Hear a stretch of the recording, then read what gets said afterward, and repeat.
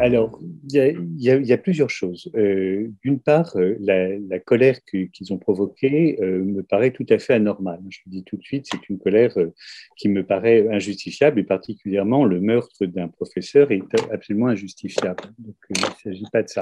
Maintenant, j'ai cherché à comprendre effectivement pourquoi ça avait euh, pourquoi ça avait rencontré un tel malaise. Et mon hypothèse, ce n'est pas une hypothèse religieuse, qui est l'hypothèse la plus souvent donnée, mais est une hypothèse en termes de contenu véhiculé par ces images. Et c'est celle-ci qui est que de dire que comme on ne peut pas, comme on n'a pas de figure type du prophète, on ne peut pas le caricaturer. Et du coup, on caricature un arabe en général, un arabe générique, et du coup, il y a des éléments de racisme qui interviennent dans ces caricatures, même quand les auteurs ne sont pas racistes. C'est juste au niveau du dessin lui-même. Et je pense que ça peut en partie motiver le malaise.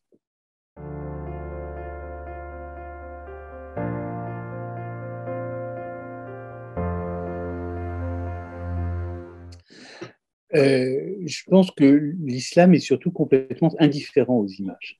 Et si on considère que les images, alors par image on entend sculpture, enfin tout type d'image bien sûr, hein, si on considère que les images ne sont rien, il n'y a pas de raison particulière de les détruire. Donc l'islam a pu évidemment au cours de sa longue histoire détruire ce que l'on appelle aujourd'hui des œuvres d'art et qu'on n'appelait pas des œuvres d'art, par exemple des sculptures ou des fresques, mais l'a fait relativement peu, beaucoup, beaucoup moins que le christianisme, il ne l'a pas fait de manière systématique. En sorte que des œuvres, disons, païennes ont été beaucoup mieux conservées dans des régions dominées par l'islam que dans des régions dominées par le christianisme. En ce sens, l'islam est une religion à proprement parler aniconique, c'est-à-dire qu'elle n'a pas d'image, mais les images des autres ne représentent rien pour elle. Du moins, dans l'islam classique. Aujourd'hui, évidemment, ça a changé.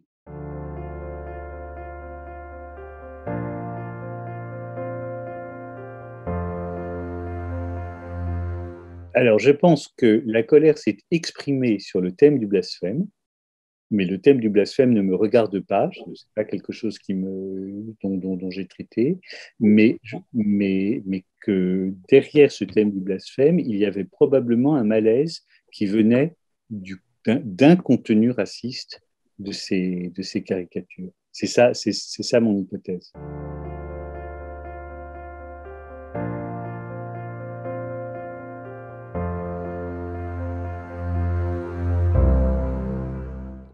Alors, je pense qu'elle est devenue centrale et importante parce qu'elle est partout. On ne peut plus échapper à l'image. Si vous voulez, ce qui se passait traditionnellement, c'est que les pays musulmans qui ne voulaient pas avoir, les gouvernorats musulmans qui ne voulaient pas avoir affaire avec les images, n'en avaient pas et ne les connaissaient pas. Dans un pays comme le Maroc, par exemple, qui est un bon exemple, il n'y avait tout simplement pas d'image. Vous pouviez toujours vous promener dans une ville comme Fès ou Meknès, vous ne rencontriez pas d'image, donc c'était pas un problème, il n'y en avait pas, on n'en faisait pas, et si des gens en faisaient ailleurs, ça n'intéressait personne.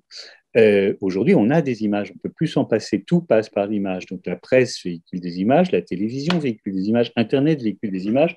D'une certaine façon, les musulmans ne peuvent plus ne, être indifférents aux images, ils sont obligés de se prononcer. Alors, l'écrasante majorité se prononce en faveur d'un usage non religieux des images. C'est pour ça que les livres d'enfants sont illustrés, qu'il y a des expositions, derrière vous, il y a une œuvre d'art parfaitement imagée. Ça ne pose aucun problème. Mais pour une petite minorité qui veut s'en prendre à l'Occident, pour une infime minorité particulièrement violente de salafistes violents, parce que ce ne sont pas tous les salafistes, mais en l'occurrence de salafistes violents, ils sont effectivement dans un monde où ils doivent se prononcer par rapport aux images parce qu'elles sont partout, donc ils ne peuvent pas être indifférents.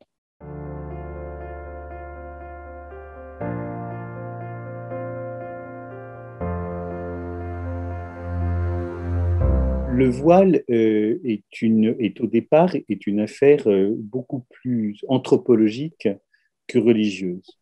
Alors, dans les temps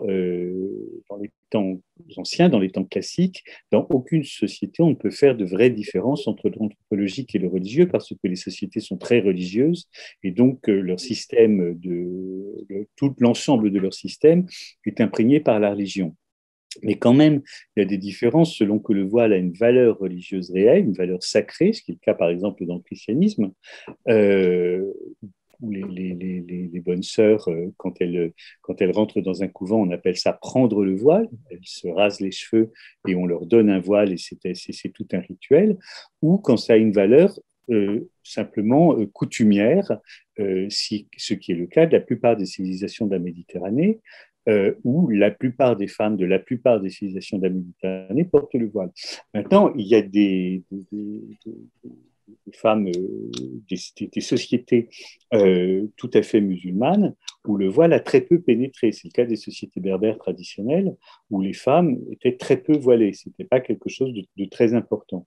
Là encore, c'est un peu le même raisonnement. C'est devenu important pour les musulmans à partir du moment où les Européens se sont fixés dans la période coloniale, se sont fixés de façon très agressive sur le voile des femmes, ont obligé certaines femmes à se dévoiler, d'autres, on a au contraire respecté le voile, mais pour faire une différence entre les Européennes d'un côté et les musulmanes de l'autre. Enfin, il y a eu toute une mise en scène comme ça, au départ, tout à fait occidentale, une iconographie, toute iconographie orientaliste autour du voile. Enfin, les Européens ont fait du voile une affaire très discriminante, et après, beaucoup plus tard, au début du XXIe siècle, à la fin du XXe siècle, les musulmans se sont emparés de cette chose qui était devenue un symbole pour décréter que c'était une grande affaire religieuse, etc., alors que ça ne l'est pas. Vous le savez aussi bien que moi, dans le Coran, c'est une prescription comme une autre. C'est mieux si vous le faites, si vous ne le faites pas, c'est pas dramatique. Une sorte de symbole, du coup, on ramasse ce qu'on a semé. Oui.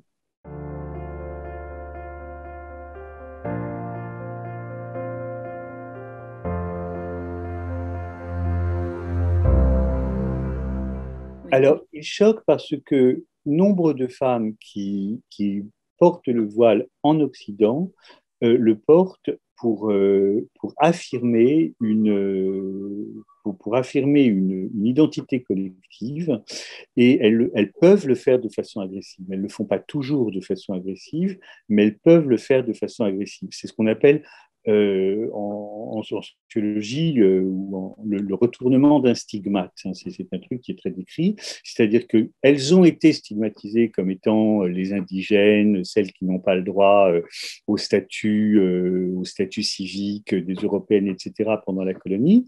C'était quelque chose d'assez infériorisant de porter le voile. Maintenant, elles le portent en disant, en gros, je porte le voile en France et je vous emmerde. Et du coup, effectivement, ça peut avoir quelque chose, ça peut être reçu comme quelque chose d'assez agressif. Ça, c'est le premier thème. Le second thème auquel je crois moins, parce que je crois que c'est plus compliqué que ça, mais ce sont des histoires liées au féminisme. C'est-à-dire que pour nombre de femmes européennes, le voile est interprété comme un signe de soumission. Ce que parfois c'est un signe de soumission, parfois ça n'est pas un signe de soumission. J'ai essayé de décrire dans mon livre que les choses sont compliquées. Ça peut l'être, ça peut ne pas l'être. Là où c'est toujours un signe de soumission, le voile, c'est dans le christianisme. Là, c'est vraiment un signe de soumission. Dans l'islam, c'est plus compliqué. Ça, mais bon, incontestablement, ça peut aussi être un signe de soumission. Quand un homme interdit à sa femme ou à sa fille de sortir sans voile, il les soumet. Et ça, c'est effectivement quelque chose qui n'est pas toléré dans les sociétés occidentales qui, heureusement, font très attention à garantir des droits égaux aux femmes. Donc, ça peut être un signe d'inégalité, ça ne l'est pas toujours, mais c'est aussi très largement un retournement de stigmate. Et un retournement de stigmate, ça a toujours quelque chose d'un peu agressif. Quand il y a quelque chose d'un peu agressif, on peut se sentir un peu agressé. C'est aussi des choses qui peuvent se comprendre. On peut comprendre les deux parties.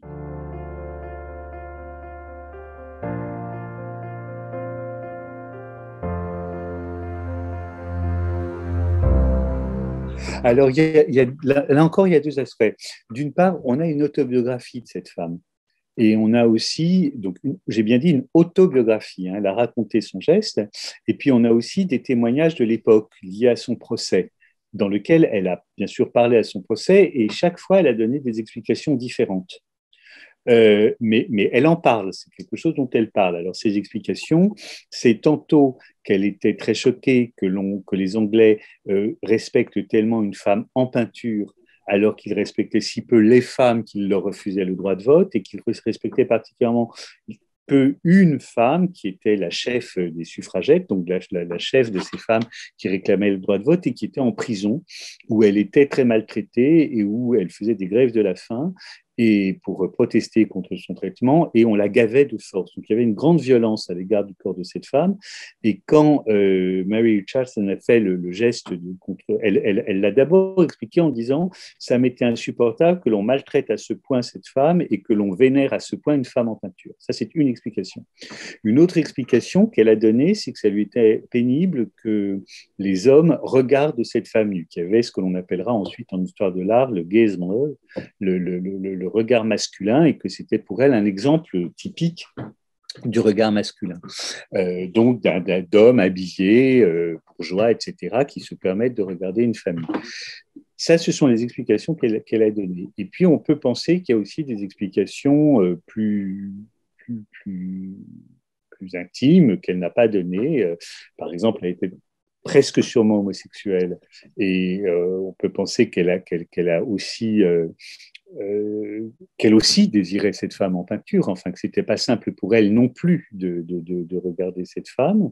C'est bon, mais elle ne se revendique jamais comme homosexuelle, mais elle a vécu toute sa vie avec des femmes. Alors ça pouvait être amicalement, mais c'est quelqu'un qui n'a jamais vécu avec un homme et qui par contre a vécu de longues années avec des femmes, puis est morte en vivant, disons, en couple avec une femme. Donc il y a une présomption, disons.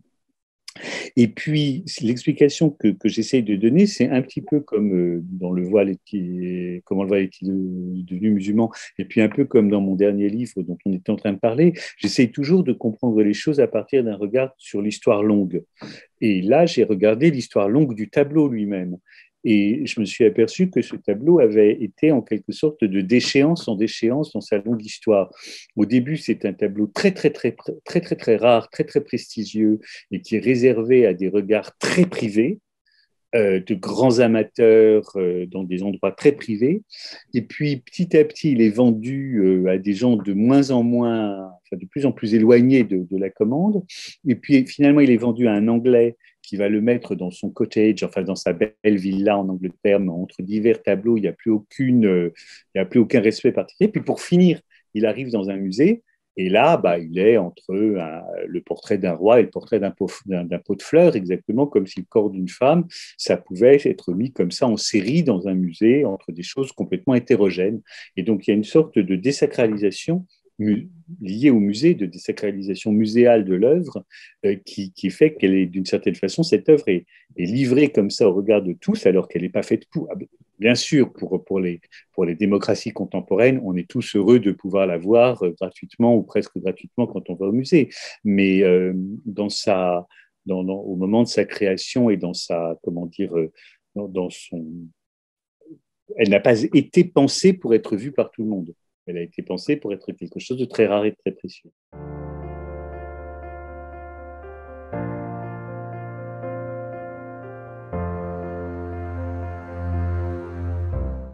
Oui, je crois. Je crois qu'il y a toujours eu une tendance, mais il y a toujours eu une tendance. Simplement, avant, c'était une tendance très, comment dire, d'abord très circonscrite géographiquement. Il n'y avait que dans les pays chrétiens, essentiellement dans les pays chrétiens d'Europe, ou là où il y avait des chrétiens, que l'image redevenait quelque chose de tout à fait décisif. Alors, c'était le cas, bien sûr, en Europe. Ça a été le cas dans l'Amérique qui est devenue l'Amérique latine quand les chrétiens sont arrivés en Amérique latine et ont persécuté les Incas, les Mayas, etc. Enfin, toutes les civilisations qui se trouvaient là. Ils ont tout de suite détruit les images. Ensuite, au XXe siècle, au XIXe siècle, excusez-moi, au XIXe siècle, quand ils sont arrivés en Afrique, ils ont tout de suite détruit les images des Africains. C'était grands destructeurs d'images, les Européens. Il ne faut pas l'oublier. C'est les premiers destructeurs d'images dans le monde. Mais ça ne se passait que là. Pendant ce temps, les images, tant que les Européens n'étaient pas là, d'une certaine façon, les images, on n'en faisait pas. C'était quelque chose d'assez indifférent. C'est vraiment quelque chose de... Puis maintenant que, encore une fois, que ça s'est mondialisé, cette question qui était une question qui existait, mais qui était assez localisée, bah, elle est devenue une question mondiale à son tour.